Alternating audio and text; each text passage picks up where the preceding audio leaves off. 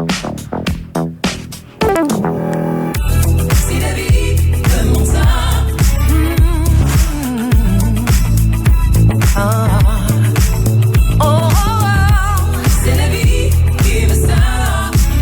était obligé de démarrer par la nouveauté, Laura Main. Comment allez-vous? Bonjour. Très bien, et vous-même? Eh bien écoutez, très bien. J'ai envie de vous demander, que demander de plus dans la vie qu'un bon titre de Native? C'est une très bonne question. Écoutez, cette question, je vous la pose parce que je vais vraiment pas cacher mon amour pour vous aux auditeurs de Radio J, sachant que je l'ai expliqué hier. Je sais que vous êtes voilà une habituée de notre antenne du 94.8, et je sais que de nombreux animateurs vous adorent sur notre canal, mais j'ai envie de légitimer un petit peu mon amour pour vous, parce que en témoigne la jaquette que j'ai dans les mains des couleurs de l'amour qui date de 97. Je suis une de vos fans des premières heures. Donc voilà, je tenais à le dire, je suis ravie d'apprendre à vous découvrir aujourd'hui, tout comme certains auditeurs très possiblement. Et puis une découverte plus en profondeur, parce que je crois que c'est cette profondeur dans la voix et dans vos mots qui font votre succès si durable depuis tant d'années. Qu'en pensez-vous ?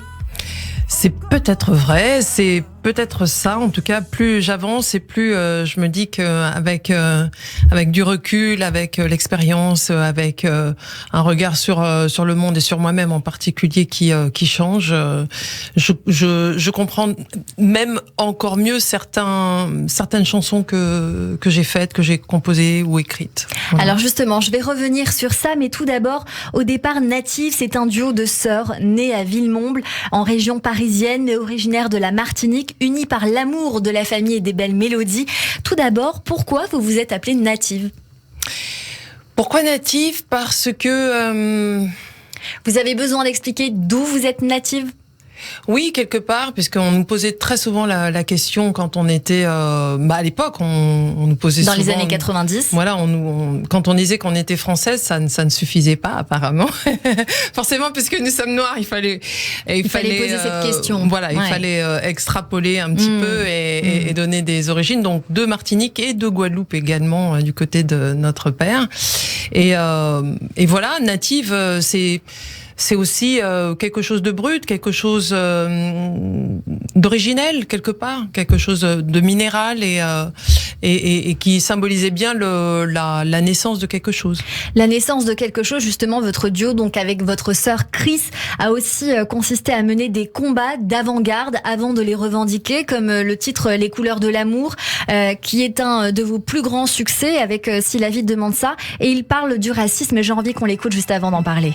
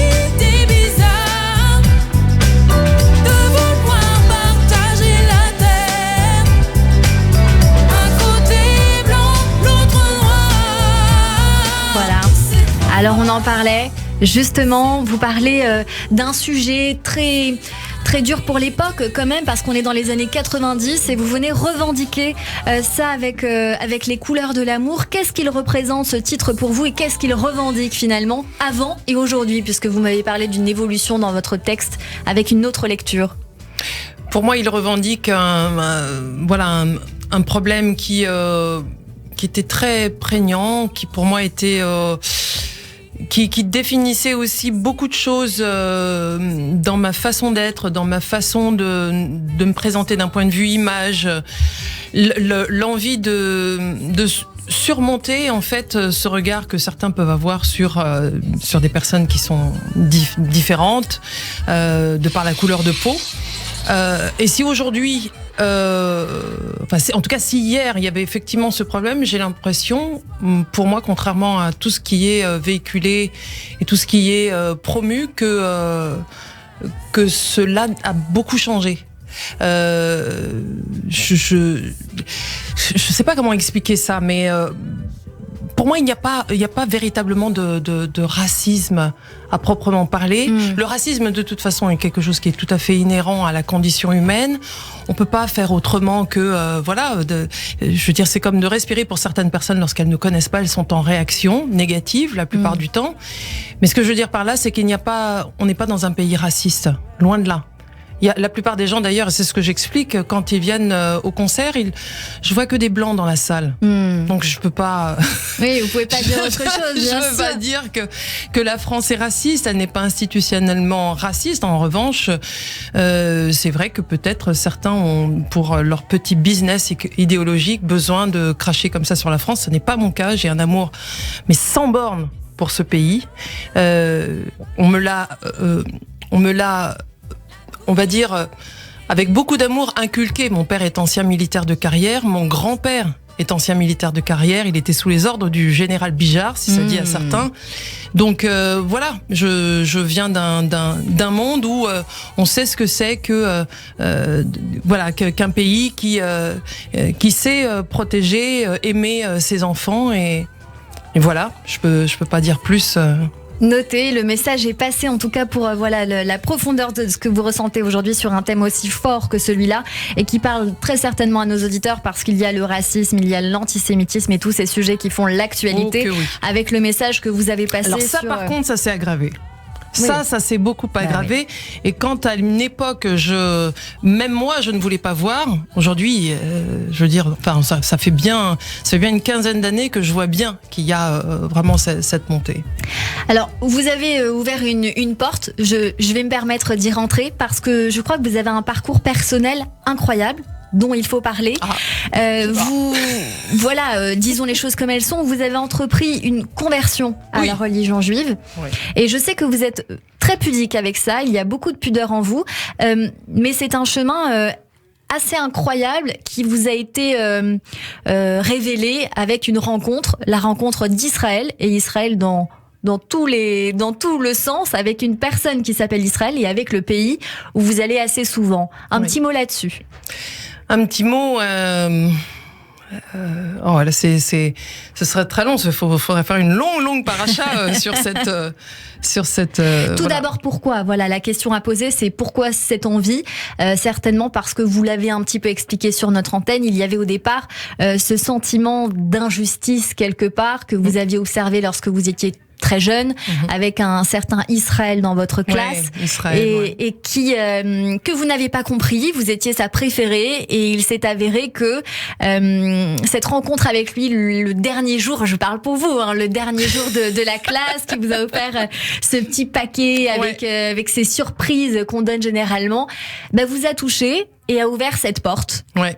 En fait, dans la classe, on est en 78, on est à Montfermeil, les Bosquets, donc un quartier que tout le monde connaît tristement parce que c'est là qu'il y a eu en 2005 les émeutes. Oui. Mais en 1978, dans ma classe, il y avait 2 garçons qui m'avaient demandé de ne pas parler à Israël parce que Israël était juif. Et c'est comme ça que j'ai découvert ce qu'était, en tout cas, qu'il y avait dans ce monde des juifs. Moi, je ne savais pas du tout ça. Vous ne connaissiez pas, bon, voilà. J'avais aucune appréhension de quoi que ce soit. Moi, la seule différence que je voyais, c'est l'Eurovision. Voilà, pour moi, l'Eurovision, c'était un moyen de voir, avec les langues, qu'il y avait des pays et que tout le monde ne parlait pas français et que la France n'était pas, le monde entier. La diversité.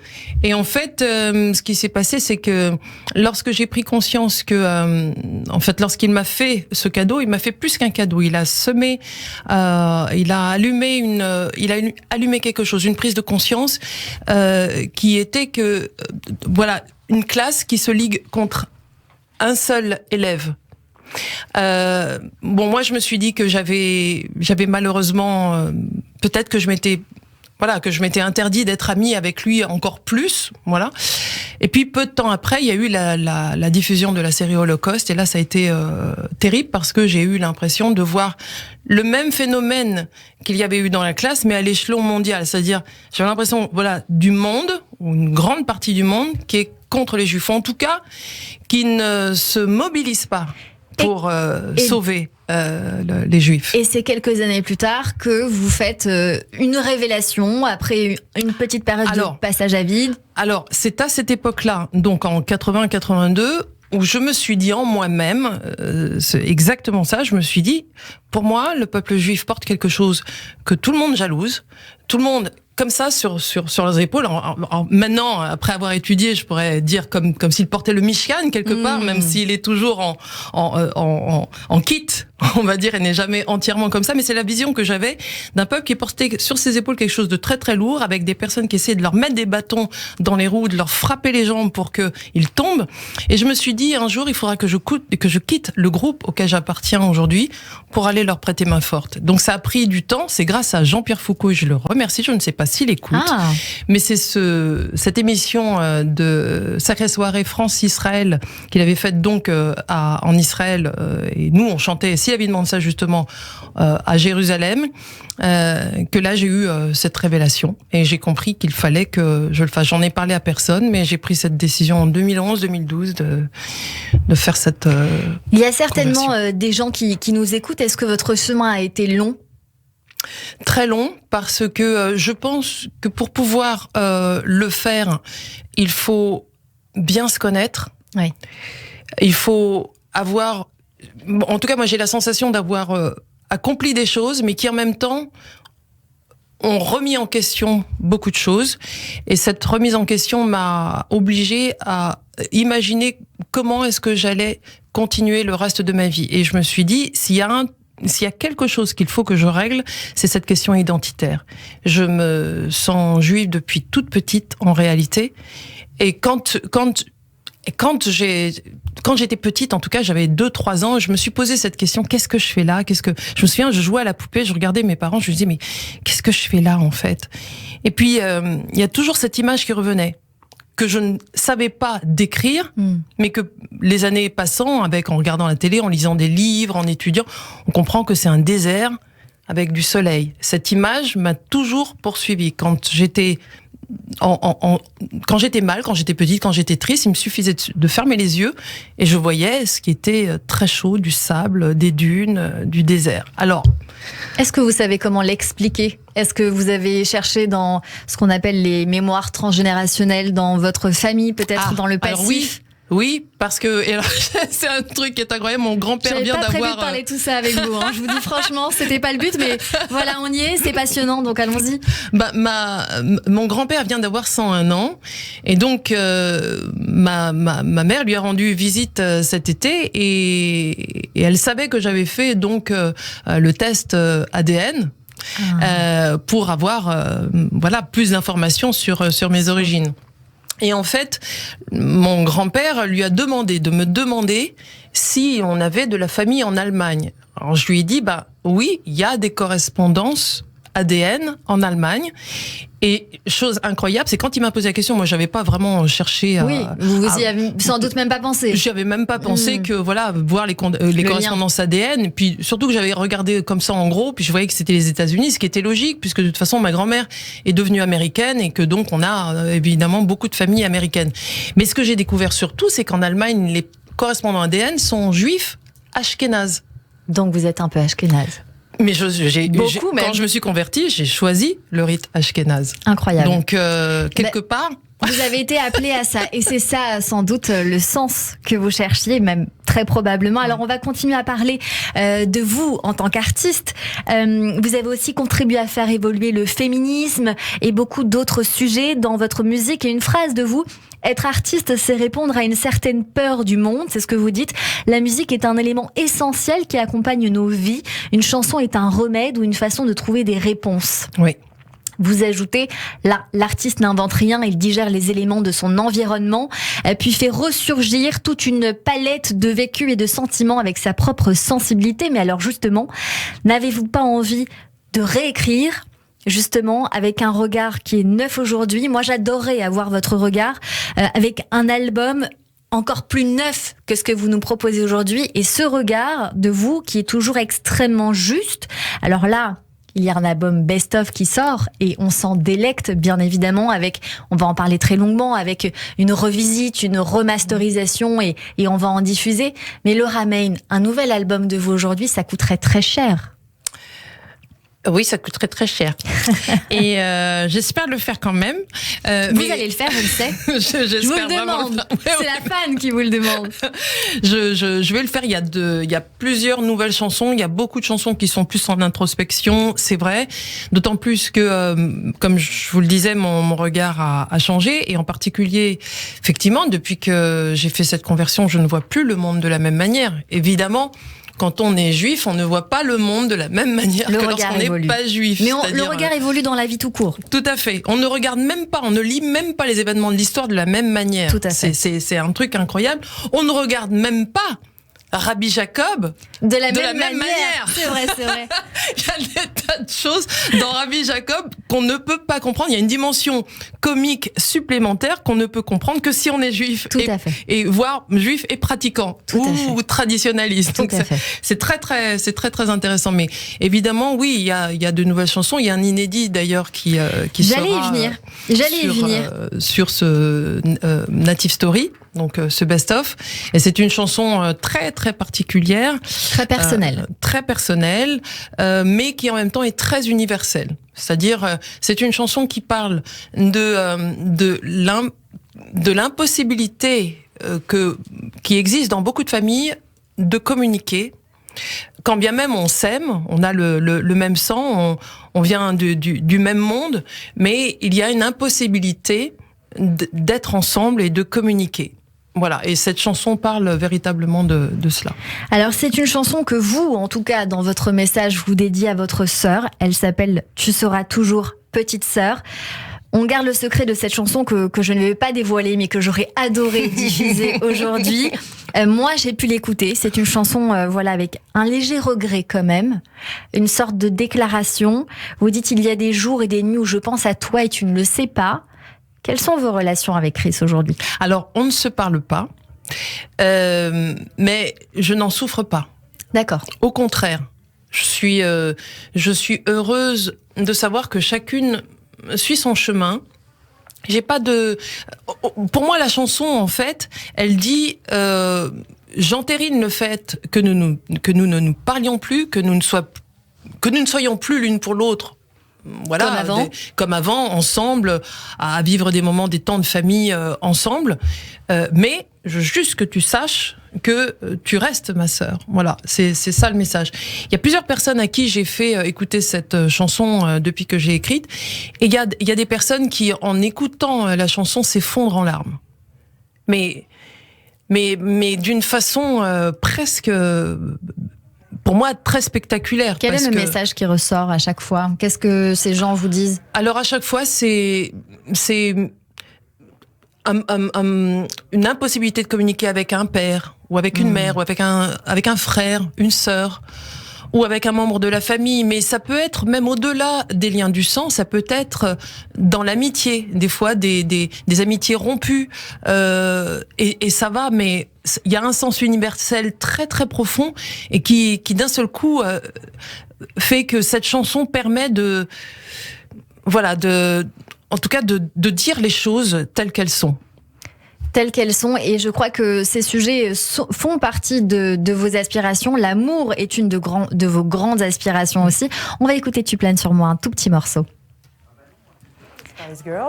Mais non, ça c'est un autre son, mais c'est pas grave, on va y venir parce que c'est une question que je voulais vous poser. Oui. Il y a quelques années, vous avez été comparé à un girls band justement avec les Spice Girls, puisque c'est de la même génération. Vous l'avez assez mal vécu ça, parce que pour vous étiez autre chose qu'un girls band. Disons que girls band, c'était à l'époque on va dire un genre musical et marketing qui n'avait rien à voir avec ce que nous avions commencé à faire 3 ou 4 ans auparavant. Donc en fait, pendant 3-4 ans, on met des choses en place d'un point de vue image, d'un point de vue marketing. Et en fait, dès que ce mouvement très fort arrive, on est complètement assimilé à ce mouvement artistique et marketing. Et du coup, moi, c'est vrai que je l'ai très très mal vécu parce que on avait la sensation que les artistes boys band, girls band étaient très manipulés, alors que on était vraiment aux commandes et aux manettes, tant pour la production que l'écriture, que même l'image, le marketing, la définition même de la façon dont on allait se présenter au public. Et pour nous, c'était très dur parce que finalement, en fait, comme on nous mettait au même niveau et qu'on n'avait pas le même résultat commercial, bah du coup, on avait moins d'impact. Donc c'était pas facile à gérer. Et pourtant, le succès était là. Plus de 700 000 albums vendus, 4 nominations aux Victoires de la musique, dont une remportée en 94, des tournées à guichets fermés jusqu'au Canada, des clips où vous et votre sœur sont des alter ego, et ce titre Tu planes sur moi que j'ai promis et qu'on va faire écouter à nos auditeurs.